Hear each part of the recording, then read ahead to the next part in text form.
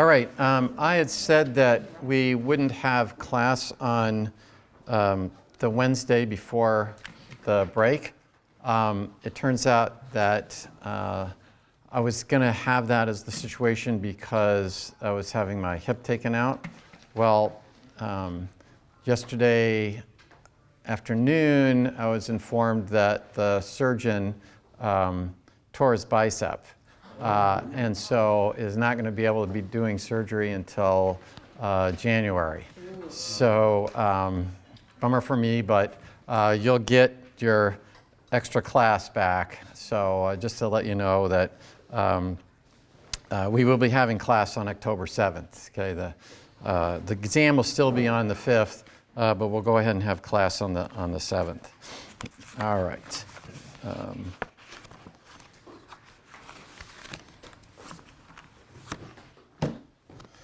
And I think I'm going to go ahead and take roll today. Haven't done in a while. All right, Joel Austin, Caroline Beal, Paul Brophy, Andrew, Emma, okay, all right, Brennan Bush, Christopher Butters. Where are you? Oh, okay. Leo Byrick. Ian Calvert. Libby Dickinson. Claire Gautier. Okay. Audrey Guess. Benjamin Hansen. Daniel Harmon. Patton Harmon, Peter Harrigan, Claire Hensel, Maggie Heinrich, Joshua Hypes, Justin Johnson, Jack Ketchum, Meredith Cottom, Thomas McGinnis, Celia Moran, Cecilia, Sabrina, Gabriel Powell, Benjamin Raffin, Laura Ryan, Jack Robinson, Caleb Sampson, Mark Sherman,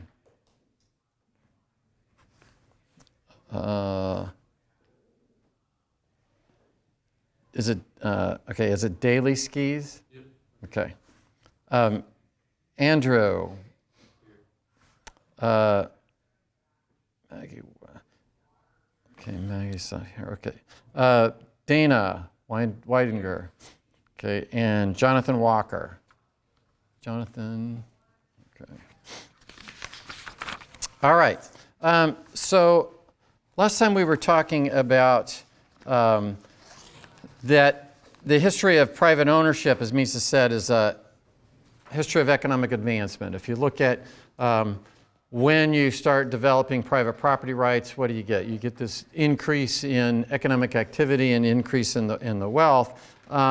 And that he says that if you redistribute property, you alter these incentives and you make it so that people are less interested in working hard, less interested in innovation, and so that when he says that socialism, we said, is the system where the private property rights are owned by the government, right? So socialism, government owns the property.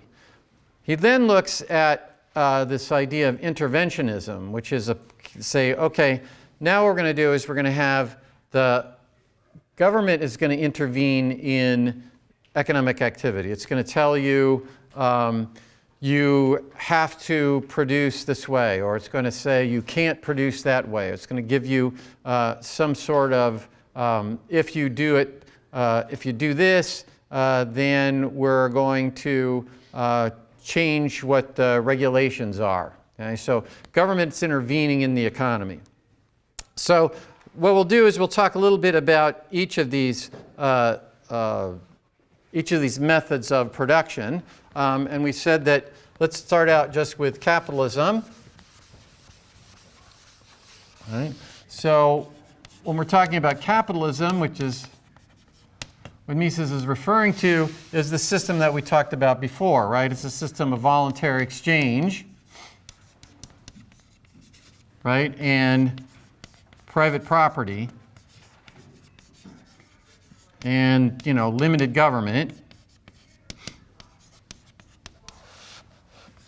And we noted that liberalism was the political philosophy that's consistent with market capitalism. We talked about all the foundations of things that are what classical liberalism is about. We talked about ethics and property rights, and we talked about property rights themselves and freedom and peace, etc.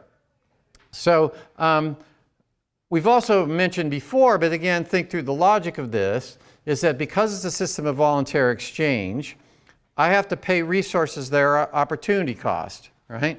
So if I've got voluntary exchange, then what happens? In order to get any resources, I must have paid their opportunity cost.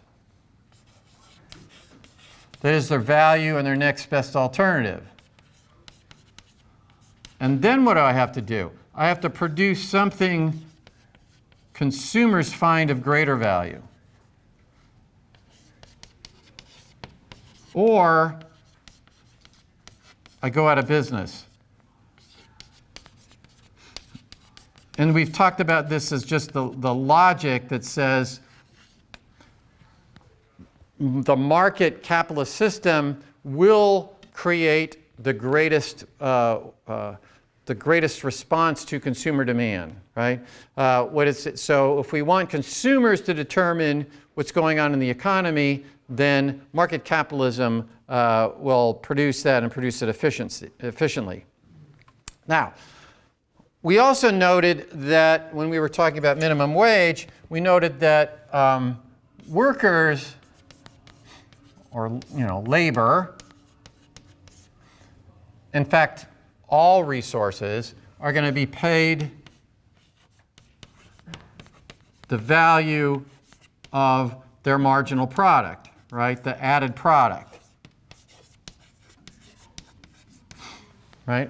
And again, when you take Econ 202, you're going to notice that's the same for any input. Whatever the input is, it's going to be paid the value of its marginal product. And why is that? Because I can't pay more, right? I'll go out of business.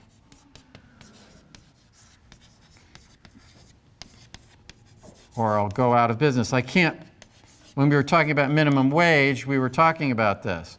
That is, if you're producing $10 an hour worth of product by hiring you, right? So I've added $10 an hour worth of value. I can't pay you 12, right? I'll go out of business doing that.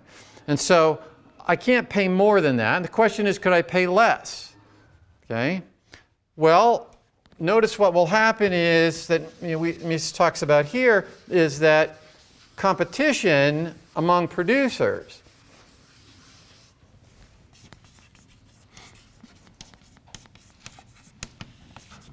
Competition among producers, you won't pay less. Because what would happen? If you're making $10 an hour worth of product and I'm only paying you $8, somebody else is going to figure that out, right? And then they'll pay you $9. And if they're paying you $9, somebody else is going to figure that out, and you're going to eventually get to where you're being paid $10. So this competition among producers will result in in demand for labor, or whatever the product, or whatever the input is, and it will end up with where you're paid, we'll put it VMP as the value of your marginal product. So again, when you take Econ 202, again, you're going to learn that firms make zero economic profit, right? But that's because when you calculate economic profit, you're calculating all the opportunity costs. You're going to learn that the demand for labor is the value of the marginal product of labor. And so when you, again, when we were doing minimum wage and we looked at the demand curve for labor,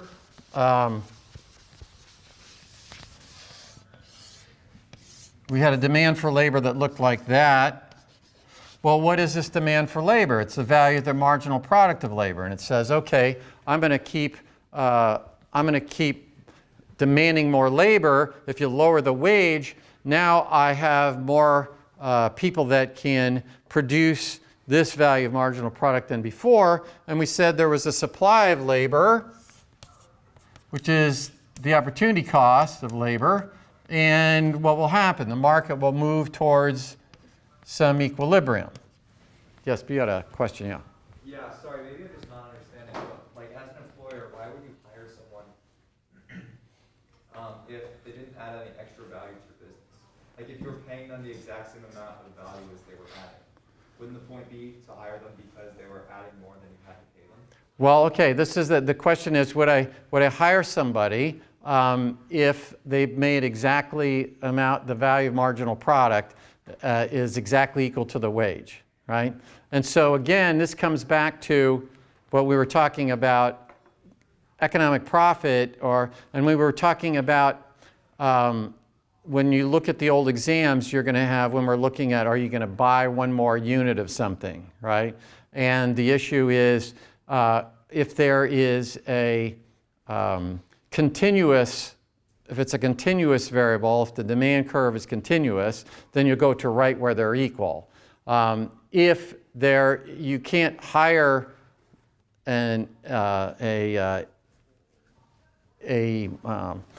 minuscule amount of the labor, could I hire like 0.3 units of labor, then it might be the case where I don't hire that next person because the value marginal product is less than the wage I'm going to have to pay for that person. Now, one interesting thing is I could offer you a wage that makes it so that it's very close.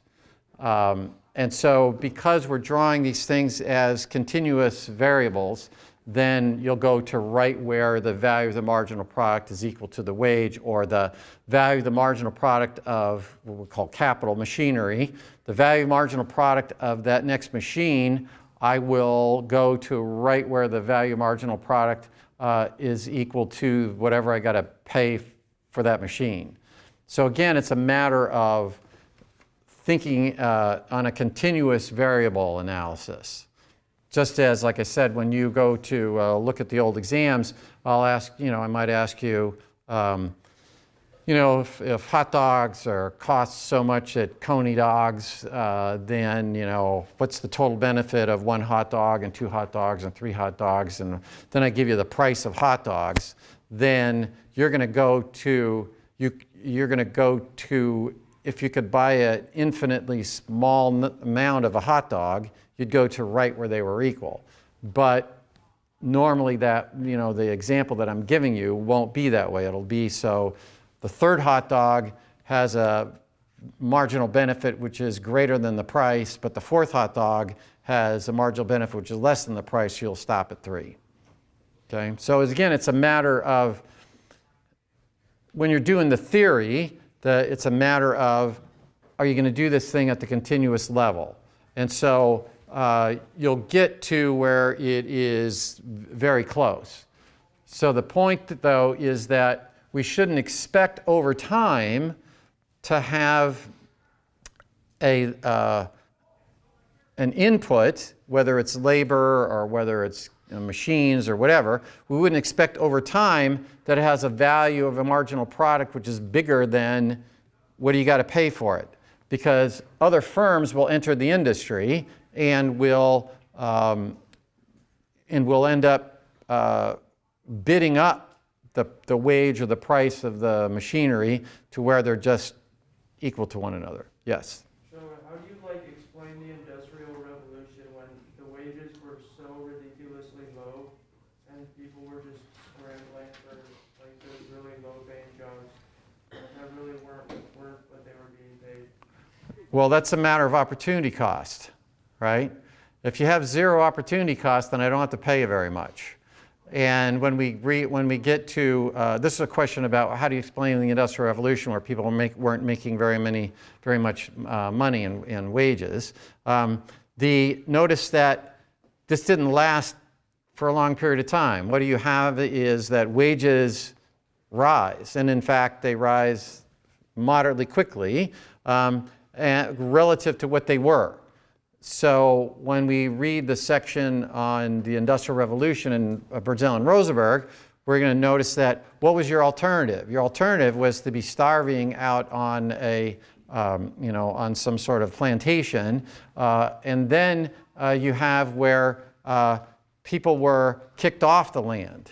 And so you had a supply of labor that was really high at low wages because people's opportunity costs were low. In fact, that's what Mises sort of, he talks about. He says that how are you going to increase people's wages? You got to increase their marginal product. And you do that through the use of machinery, the use of education, etc. And that's how you get people's opportunity costs higher. There's other things they can do now. And so, again, if you look at what we were showing, in the Tom Petty video, those people, right, their opportunity cost is really low. You could hire them at a really inexpensive wage. But what's happening is that if they could move to a place where there had capitalism, then what would happen is you'd find that people would train them, people would bid to get their resources. Notice that when you hire somebody, you might get hired at a wage which is below what your added product is, but what they're doing is they're teaching you how to do the job, right? And so what you're getting is education, right? You're learning how to do the job. And so I might be willing to, and in fact, again, oftentimes jobs have both those characteristics to that. That is, when you're hired to work at McDonald's, it turns out that a very large percentage of the people who manage McDonald's stores started out just working at McDonald's behind the counter. And so what do? You learn how the business works, etc. All right. So again, if you have competition, then among the producers, again, when you take Econ 202 or 203, you're going to learn about a thing called monopsony, where you're the sole buyer of something. And if you look at monopsonies, then you might have ways to try to deal with the fact that you're the sole buyer, etc. But nonetheless, we wouldn't expect monopsonies to last over long periods of time. We'd find other firms, if you're making economic profit doing something, other firms are going to enter the industry, right? That's one of the main things that we talked about with regard to profit and what Mises is talking about. In this section, he also says that private property creates a sphere in which the individual is free of the state. We've already talked about this. That is, you want to have property rights to create a sphere where the individual is free of the state. And we mentioned you got to have warrants, to get into people's houses, etc. So again, why this is interesting to just note is that Hayek again is going to talk about the same thing. When we get to when we get to Constitution of Liberty, Hayek's going to talk about that property rights create a sphere of what he calls a sphere of free action.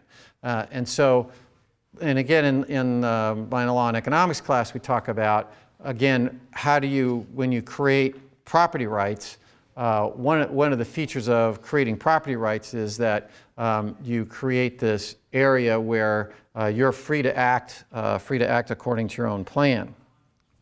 Now, he also says in this section that there's no such thing as political freedom without economic freedom. All right? Says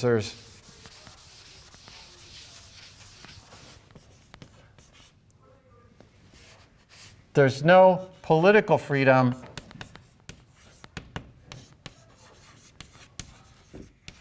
without economic freedom.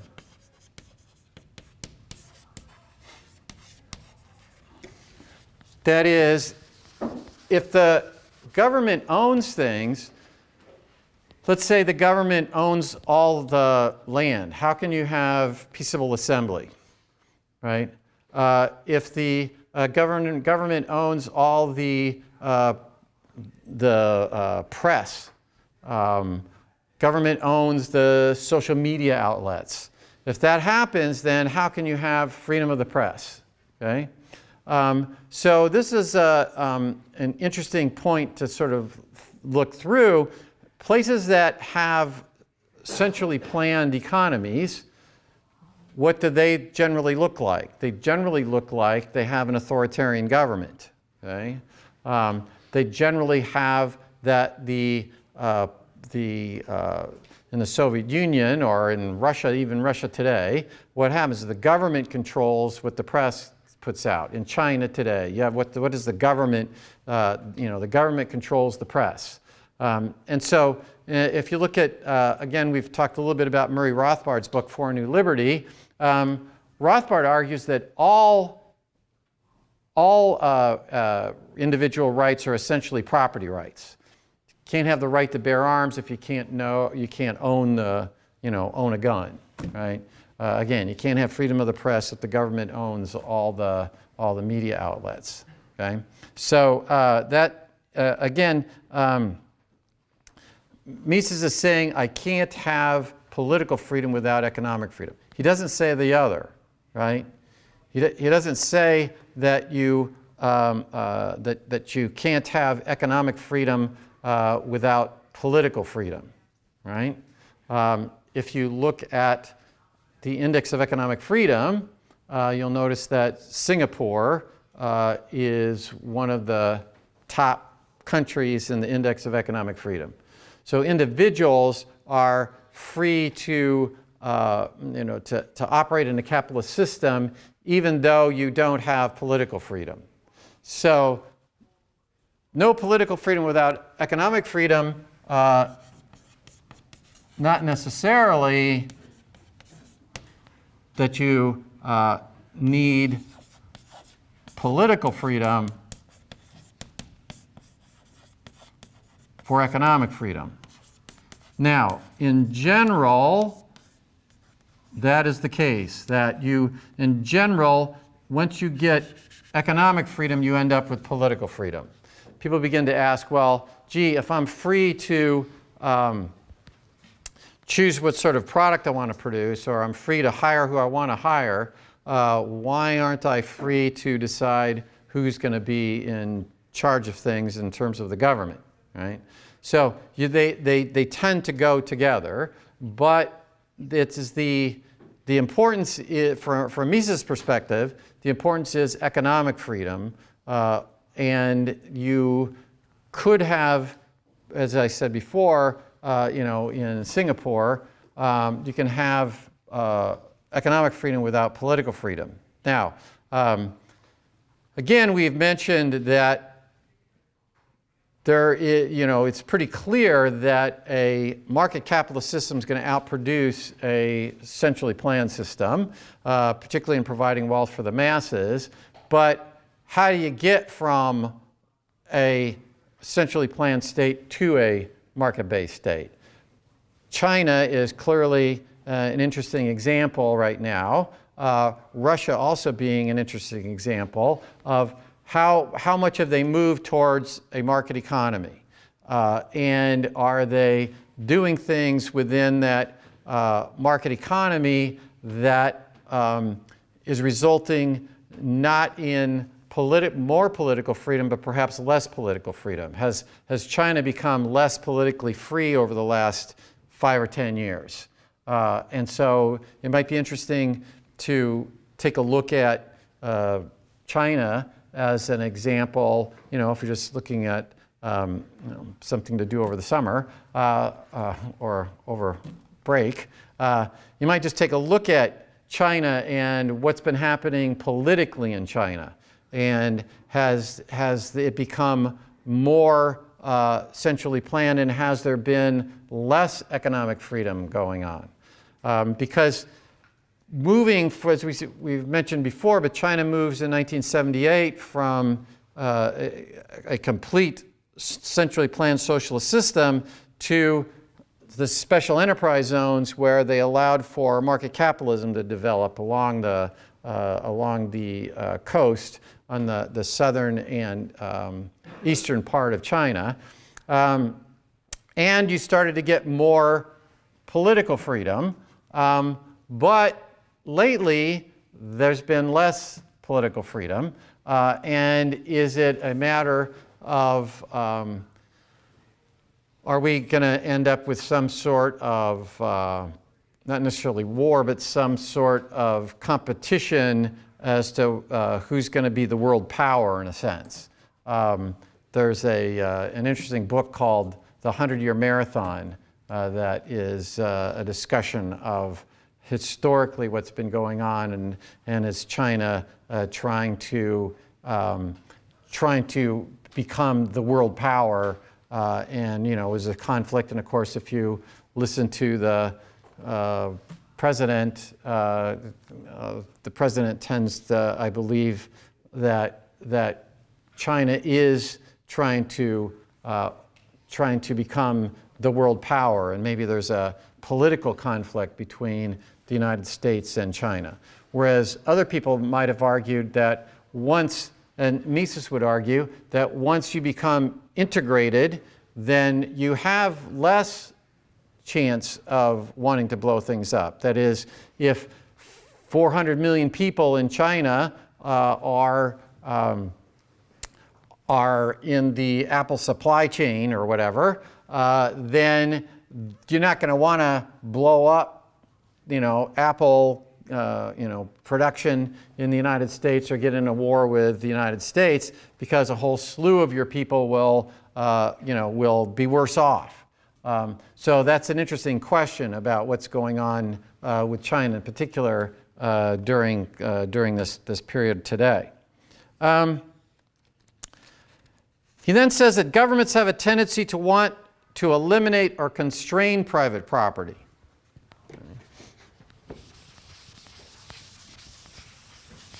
That governments have a tendency to basically constrain private property, to interfere with your property rights.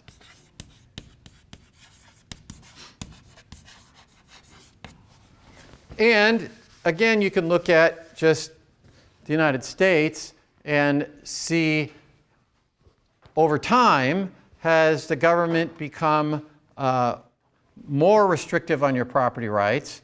Are they telling you that you can't do this or can't do that? Or you, again, we have talked about this issue of externalities, in the sense that, and I've mentioned that, we talk a lot about that in my upper division classes. But what does that talk about? Your use of it, of a piece of property, affects my use of it. It talked about using unleaded or using leaded gas or whatever. So there may be reasons that there's been more externalities going on, but it may be that Mises is right, that governments tend to want to take away your property rights, because those people who are in government may be people who want to tell you what to do. That's why they got into government. Yeah. arguably then couldn't almost everything, or at least many more things, be externalities? Because in that sense, you know, like you were saying, you can't let your house get run down because it'll devalue the property surrounding you, or just things like that. Couldn't a lot more things be considered externalities? And then isn't that then an argument as to how far externalities can go? Well, the question is, are more and more things becoming externalities? I mean, and of course, again, when we do the upper division classes, you'll learn more about this, but if there's lots of us interacting with one another, then there's more chance of an externality happening, right? If everybody lives on a 640-acre farm, then what they do with their barn or what they do with their house isn't going to affect the property value of somebody else. Whereas if you're living in Manhattan, then what happens in your apartment building could easily affect what's going on in my apartment building. So there's this, I mean, you just got to think through this. And it is, if you're going to argue that the government should be telling you to do or not to do, taking away some of your property rights, then if you were to explain why the government should be able to do that, you'd have to frame it in that externality issue. You'd have to demonstrate that, yes, this is a cost that's not being picked up in the price system. And again, when we take, if you take upper division classes, we talk about the Coase theorem that says that, you know, if transactions costs are low, it doesn't matter. People will trade. If I'm going to, I'll buy the house next door, or I'll pay you to paint your house, or something like that. So that there are mechanisms to get around that without direct government intervention. So anyway, but Mises is arguing that he says that the only protection against this is the power of the unanimous opinion of the people, right? The power of the unanimous opinion of the people. That's what's going to protect you from government taking over your property rights. So what does that mean? What he really is saying is this battle of ideas, right? That's how he starts the book. You know, he says what's going to cause all these problems is what? Anti-liberal thought. Okay? And he's saying, what do you need to do? You need to go out and explain to people what's happening. You need to explain to people why market capitalism is the only system that can create wealth for the masses, and why people should become classical liberals, because that's the only political philosophy that's consistent with market capitalism. And so what he's in this section here, what he's really meaning by that is that you need to go out and explain to people how this system works.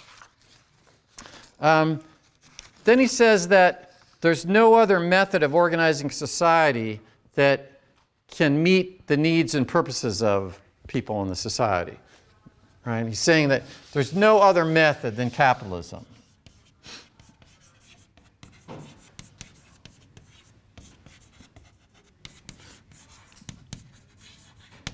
And basically going back to that, he says, can create wealth for the masses. That's what he's really talking about when he's saying that can meet the needs of the people. So, oh, and I forgot. I wanted to read you that when we were talking about prohibition, the section, and I do have the quote from him that I forgot to bring last time.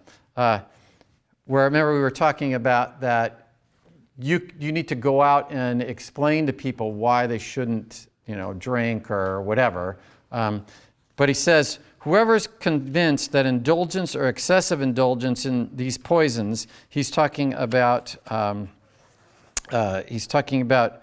alcoholism, cocainism, and morphinism. He says, it is an established fact that alcoholism, cocainism, and morphinism are deadly enemies of life, of health, and of the capacity for work and enjoyment.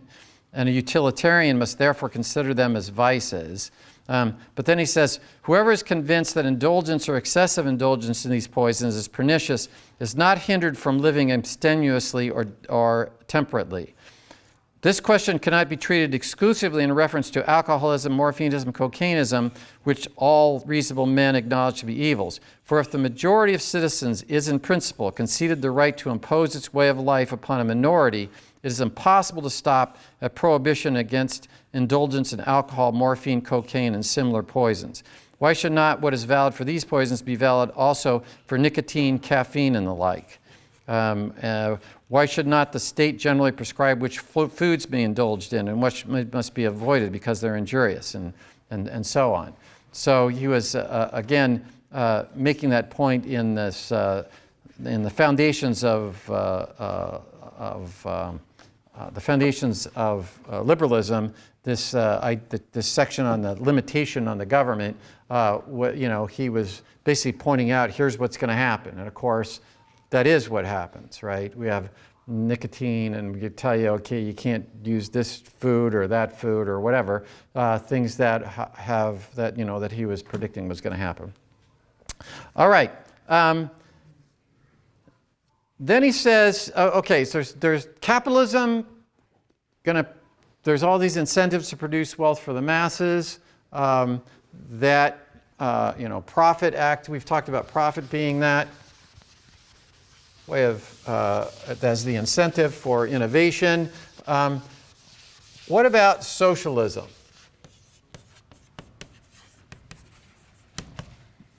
And this is socialism is government ownership. So what about this government ownership of the means of production? Well, he says it can't create a wealthy society because you got two problems.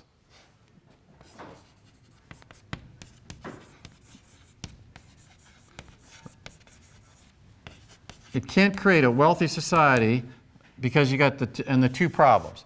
And what are these two problems? Well, first is the incentive problem, right? How to get people to work hard or to innovate.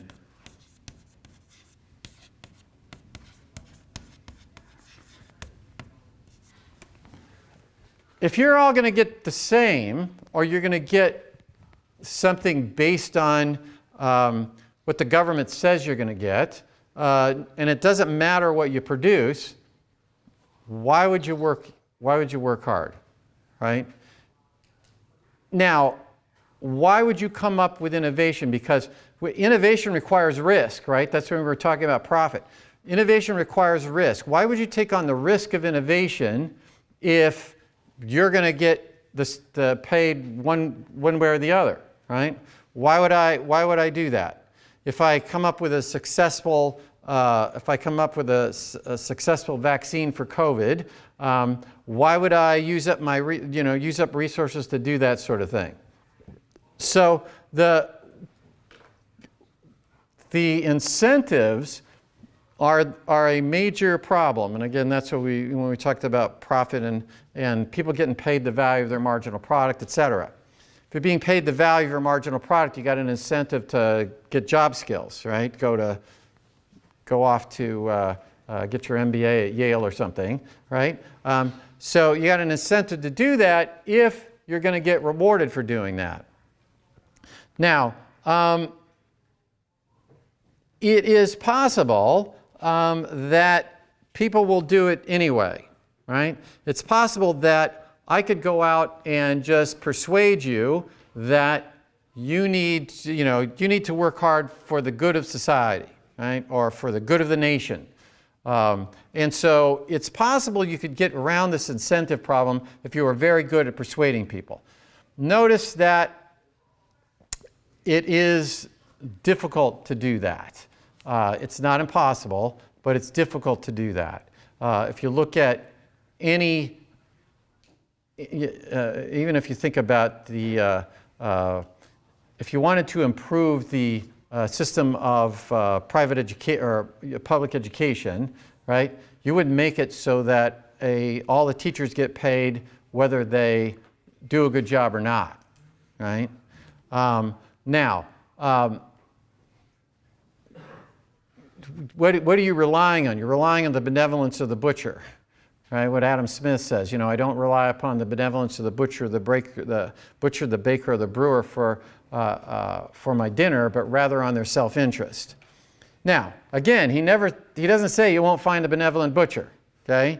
You can find super good public schools. Hillsdale has very good public schools, okay? And it's sort of funny because I happen to know the superintendent, and I always, say, you are the benevolent butcher, right? And so, but if you want systematic, right? When we're talking about systematic innovation, if you want to have systematically good schools, then what do you need? You need not to rely on the benevolent butcher, right?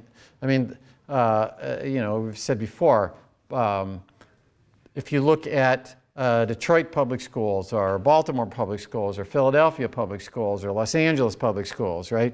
It's not a Detroit public school problem, it's a systematic problem, right? You haven't created the right incentives. But he doesn't say that is the difficulty. He says the difficulty is in the information problem. But before we do that, yeah. Oh, I was going to ask, what about threats from our government? Those seem pretty persuasive. About what? Threats, to your safety. Oh, threats to your safety? Those would be persuasive and also yes. You could do threaten people if they don't do well. But we go back to this when we were talking about only free labor is efficient, right? All you'll do is whatever it takes to get that threat taken away, right? I'm not going to go beyond whatever you tell me. So if I'm a slave, you might say, well, I'm going to whip you if you don't do X, but I'm not going to do more than X. And so a threat is more like this issue of slavery in the sense that you want to have people free to act according to their own plan. Okay, so, but Mises says, okay, you might be able to overcome this by just being very persuasive, but the larger problem is the problem of information. And when we get to Hayek's Constitution of Liberty, he focuses a good deal on this problem of information. And what is that problem? First, there's no way to know when resources should be used at this spot or another spot, right? Where should resources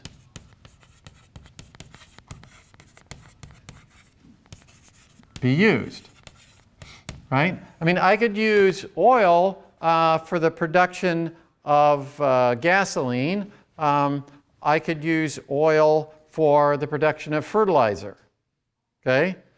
If you are in a socialist system where the government owns everything, how do you know whether the value to the people as a whole is greater from the oil being used as gasoline than it is for fertilizer, right? There's no information that you have about people's preferences. Whereas, of course, in the markets, we know that, right? The price system's going to tell you that. Right? If the demand for the use of oil, if oil is more valuable in the use in gasoline, then the people that are producing gasoline are going to bid away the gasoline from the people that want to use it for fertilizer, right? And so that's this major point is that how can I know where resources ought to be used? Of course, we talked about profit, right? What was the thing about profit? Profit says if you're producing something that makes greater use of the inputs, all those resources, if it's making greater use of their resources than their opportunity cost, you're going to earn economic profit. And then what's going to happen? Other firms are going to enter, and when they enter, then you're going to shift the supply curve out, and the prices of the products is going to fall that you're producing. And so profit acts as this signal, right? And in a socialist system, you don't have that signal. You don't have this signal of, oh, we can, this is where the resources are valued most by consumers. And of course, what do? You learn to produce something else. When economic profit is, if you guys value this resource less, then what's going to happen? The demand curve is going to shift to the left. When the demand curve shifts to the left, prices are going to fall. When prices fall, profit falls, and firms exit, and they stop using those resources to produce this thing that you guys' demand have fallen for. You don't have a lot of people producing 8-track tape players anymore, okay? Whereas, when I was in high school, my girlfriend's brother had an 8-track in his car, and we thought that was the coolest thing, that he had an 8-track player. I suspect that none of you have ever been inside a car that had an 8-track player. And so what's happened, right? The resources that went into the production of 8-tracks had moved away, and they're not being used there anymore. They're being used somewhere else. How did that happen? The information that said those resources are better used in producing some sort of, I don't even know what, a lot of cars don't even have CD players anymore. I don't even know what they have. I guess the ability to use your phone to play the music or something like that is in the car.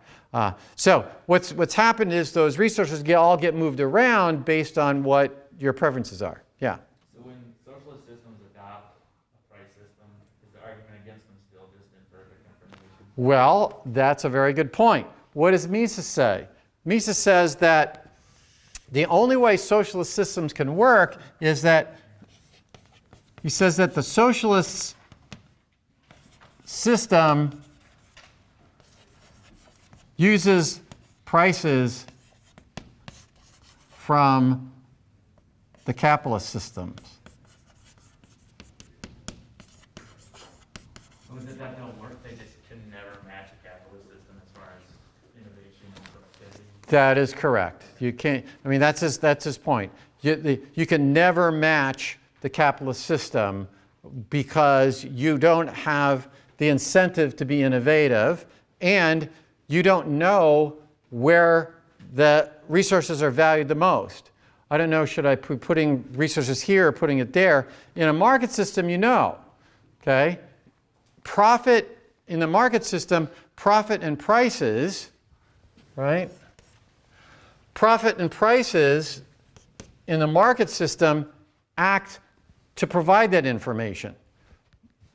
And in the absence of prices and profit, he argues that the only way that the socialist systems that are existing in 1927, the only way they can even exist is because they're using information from, they can look at what the worldwide price of oil is, right? They can look at what worldwide prices of things are, and so use that information to move resources about. Again, what's the issue? Information is decentralized.